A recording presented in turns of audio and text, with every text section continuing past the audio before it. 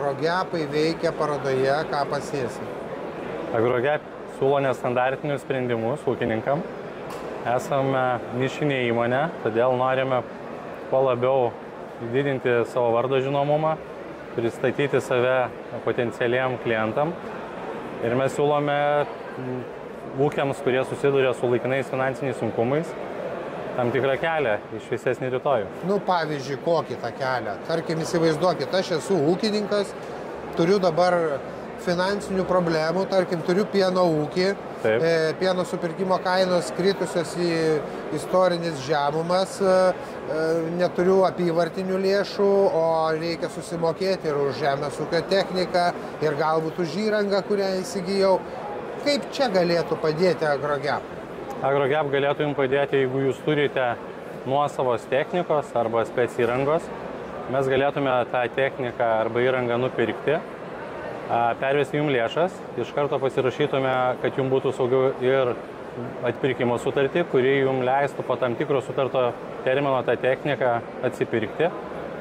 Atsipirkdamas techniką jūs vienu mokėjimu sumokėtumėte įsigijimo kainą, pardavimo vadinamąją tą kainą, bei naudojimosi kainą, kompensacinę kainą. Todėl jums nereikėtų mokėti mėnesinių įmokų, nereikėtų mokėti kažkokių papildomų mokesčių, jūs iš karto žinotumėte, už kiek jūs galite tą techniką savo atsipirkti.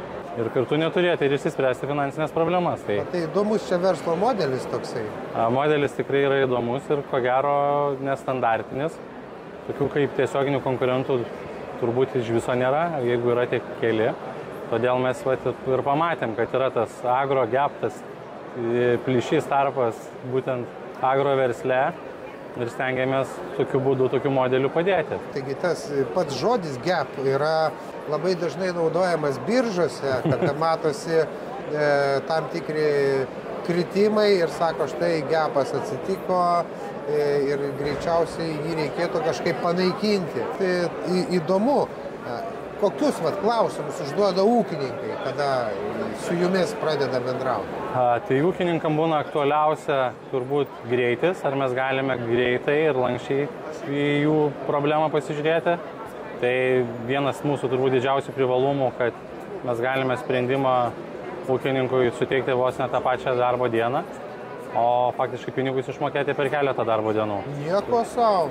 Taip, tai nereikia neįrengti papildomai kažkokių finansinių ataskaitų, nereikia varginti buhalterių, nereikia kažkokių papildomų pažymų. Svarbiausia, kad ūkininkas turėtų neįkeisto neapriboto turto ir tiek. Dar toks dalykas, kai kas gali pagalvoti, kad jūs esate finansinė įstaiga. Ne, mes nesam finansinė įstaiga, mes nesam tiesioginis finansuotojas, mes veikiam pirkimo pardavimo sutarties ir atpirkimo sutarties pagrindu. Todėl ūkininkas gali tiesiog mums parduoti tą turtą arba gali jį atsipirkti. Mes būtent nesam finansinė institucija, todėl neįsipareigojam perduoti kažkokios informacijos į Lietuvos banką, kas ateityje galėtų pakišti koją finansuotis per kitus finansuotojus. Todėl esam pakankamai lankstus šiuo klausimu. Kiek jūs laiko dirbate Lietuvos rinkoje? Lietuvos rinkoje Agrogep jau žengia ne vienerius metus. Mūsų klientų portfelis nuolat auga, didėja, plečiasi ir vis jau pasitaiko tų pačių klientų, kurie sugrįžta, pasinaudoja mūsų paslaugą ir supratę jos privalumus. Kaip vertinat apskritai situaciją rinkoje, žemės ūkio rinkoje ir kiek čia galėtų būti svarbus Agrogep vaidmuo?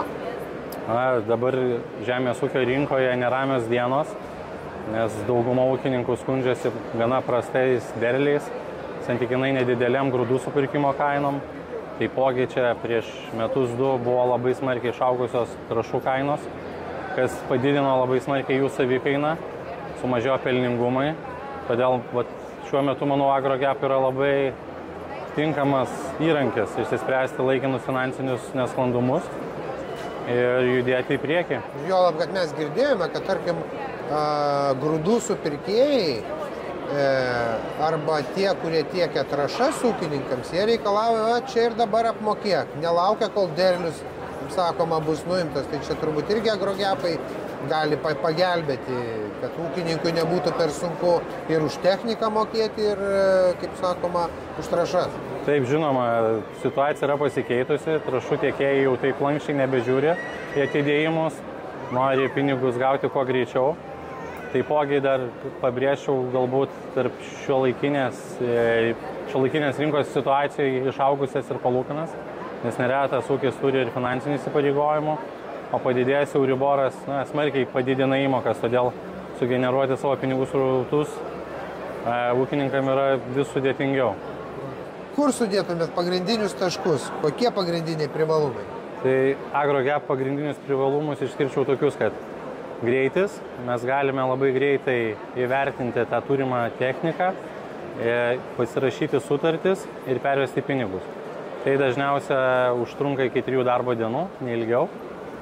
Mes lankščiai galime pasižiūrėti į susidariusią situaciją, individualiai pritaikyti tam tikrą terminą, per kurį ūkininkas galėtų išsipirkti tą techniką. Taip pat mes padedame ir tiem, kurie susiduria su didesniam problemom. Ta technika jau galbūt yra antstolio rankose. Taipogi mes tą techniką apdraudžiame, todėl nereikia rūpintis. Ir technika, kas svarbiausia, visą laiką lieka ūkininko rankose, todėl jis ir toliau gali sėkmingai dirbti žemės ūkio darbo. Ir jokių papildomų sąlygų. Liuks, pasirašom. Puiku.